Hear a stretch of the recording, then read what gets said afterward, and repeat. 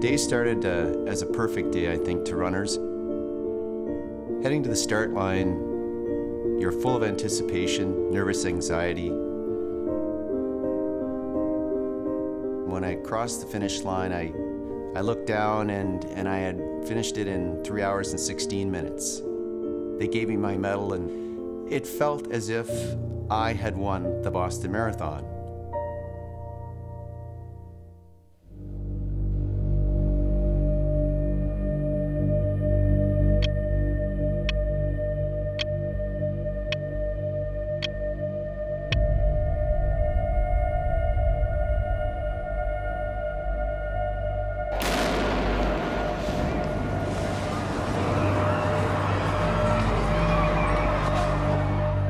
After the race, I was down on the lower level of a building 2 blocks from the finish line, and getting a massage. And a person comes in to the center of the massage area and was forceful with his statement that we had to vacate the building. There had been an incident. 2 explosions reportedly going off near the finish line. There have been reports of numerous injuries and casualties.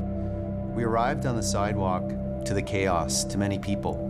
We hadn't heard bombs, 1 or 2 or anything. There was every kind of first response vehicle that you could imagine: helicopters, ambulances, black Homeland Security vehicles, bomb squads, dog squads. It was like a blockbuster movie that I was a cast member of, and nobody told me that they were going to shoot it. At least 3 people were killed and more than 140 were injured. One hospital official said the scene looked like a war zone. I didn't know what to do. I didn't have any money. I didn't have a cell phone, but I did have a camera. As I retraced my steps, I was walking in the reverse direction of the route, and there should have been thousands of people running toward me.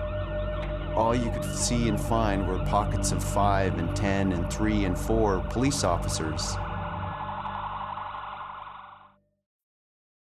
I'm walking by the front of a 3-story red brick building, and I saw 3 people by those steps. And I walked to the entrance and I asked them if it would be okay if I just came down and sat on their steps for a few minutes. And they welcomed me, and they invited me to join them. The younger fella asked me if I would like a drink of water. And I said, no thanks, but I'd really like a beer. When I sat down with the family on the steps, it felt like it was the first time since the bombing that I wasn't still racing. The family provided me with a connection again with the human spirit, a connection again with what was normal. An incident like the bombs does not deter me. Next year, I'm going to bring to them some good New Brunswick beer, some Canadian beer, some Moosehead beer, and I'm going to share a box of beer with them.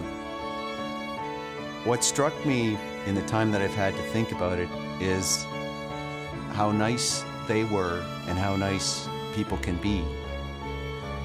They're a family that I know when I run Boston again, I'll always look over at that house, and whether they're there or not, I'll give them a wave.